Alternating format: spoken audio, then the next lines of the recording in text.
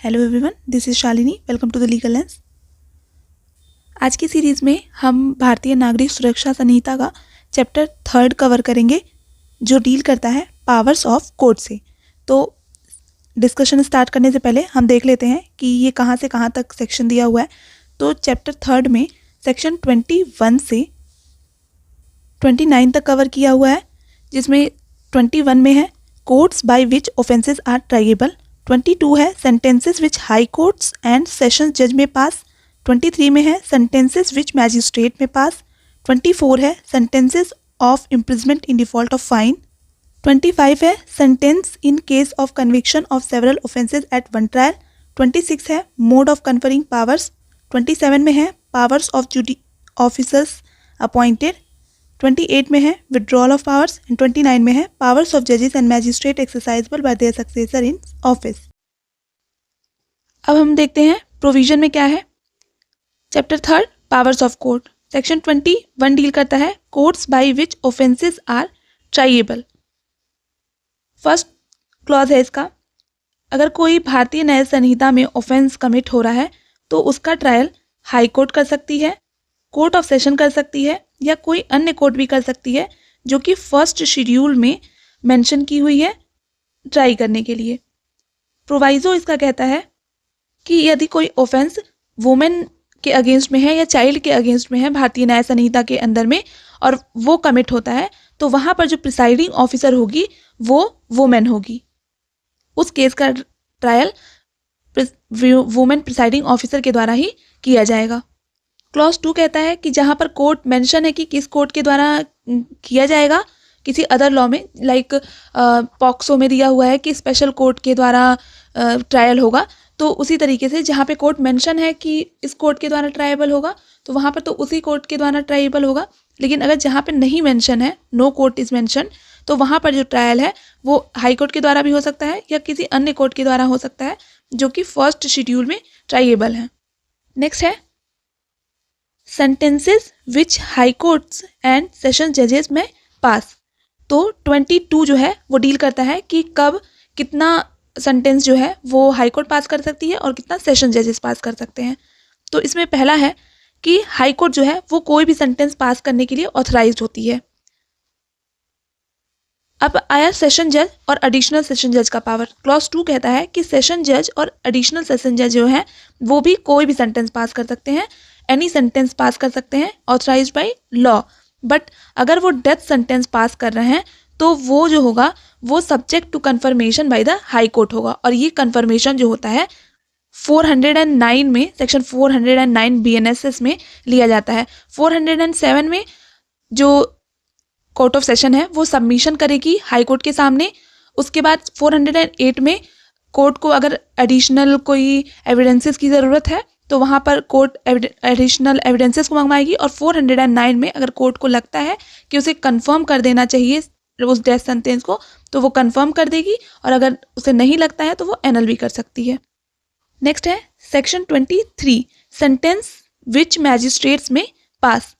तो chief judicial magistrate जो है वो कोई भी सेंटेंस पास कर सकता है, लेकिन वो डेथ सेंटेंस पास नहीं कर सकता है, लाइफ इम्प्रिजमेंट पास नहीं कर सकता है, या फिर 7 साल से एक्सीडिंग ऑफेंस पास नहीं कर सकता है। तो बेसिकली जो चीफ जुडिशियल मैजिस्ट्रेट है उसके पास कितने तक का, 7 सालों तक का कोई भी इम्प्रिजमेंट पास करने का, वो आइदर डिस्क्रिप्शन में है, 7 सालों तक का वो इम्प्रिजमेंट दे सकते हैं। फिर आता है courts of judicial magistrate of first class. तो JMFC जो हैं वो सेंटेंस पास कर सकते हैं जो कि 3 साल से अधिक का नहीं होना चाहिए, और फाइन का अमाउंट 50,000 से अधिक का नहीं होना चाहिए, और वो दोनों से कर सकते हैं। साथ ही साथ वो कम्युनिटी सर्विस भी इम्पोज कर सकते हैं। नेक्स्ट आता है JMSC judicial magistrate of second class.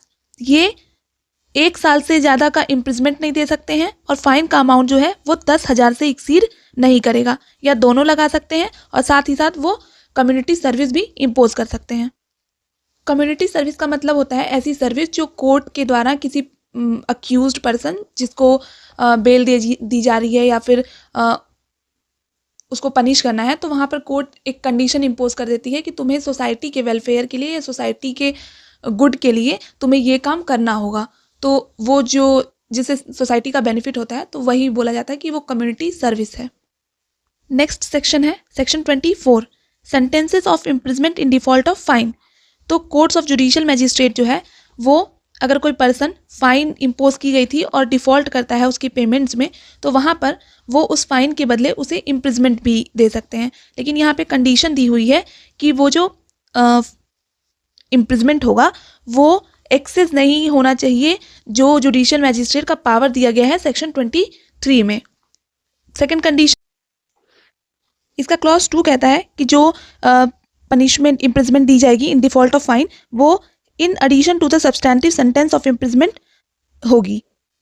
अगला है सेक्शन 25 जो डील करता है sentence in cases of conviction of several offences at one trial. तो जहाँ पर कोई पर्सन एक ही ट्रायल में कई ऑफेंसेस के लिए कन्विक्ट होता है तो वहाँ पर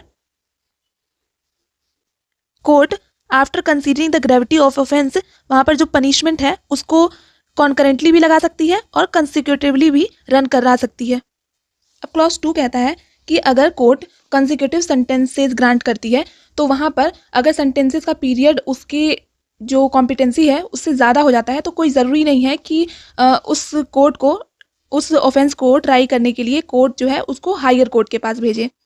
इसमें दिया हुआ है प्रोवाइजो कि अगर कंसिक्यूटिव सेंटेंस इम्पोज किया जाता है तो उसका जो सेंटेंस ऑफ इम्प्रिजमेंट होगा वो 20 साल से अधिक का नहीं होना चाहिए। सीआरपीसी में अगर हम देखेंगे तो वहाँ पे 14 ईयर्स दिया था, बट बीएनएसएस में ये पीरियड बढ़ा के 20 ईयर्स कर दिया गया है।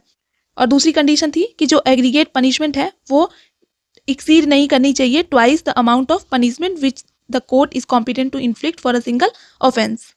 और इसका थर्ड क्लॉज कहता है कि अपील के केस में अगर कोई कन्विक्टेड पर्सन है वो अपील करना चाहता है तो वहाँ पर जो अग्रीगेट होगा ऑफ द कॉन्सिक्यूटिव सेंटेंसेस जो पास किए गए हैं उसको हम एक सिंगल सेंटेंस ही मानेंगे। नेक्स्ट सेक्शन है section 26, mode of conferring power. तो यहाँ पे दिया हुआ है कि हाई कोर्ट और स्टेट गवर्नमेंट जैसे भी चाहें बाय ऑर्डर एम्पावर कर सकती हैं किसी पर्सन को उसके नाम से या जो उसको डेजिग्नेशन दी जानी है उसके थ्रू उसको पावर्स कन्फर कर सकती हैं। और ये जो पावर है कन्फर की जा रही है किसी ऑर्डर के थ्रू वो इफेक्ट में आएगी from the date on which it is communicated to the person so empowered. जिस दिन उस पर्सन के साथ जिसको एम्पावर किया जा रहा है उसके साथ कम्युनिकेट हो जाती है उस दिन से ये इफेक्ट में आ जाएगी।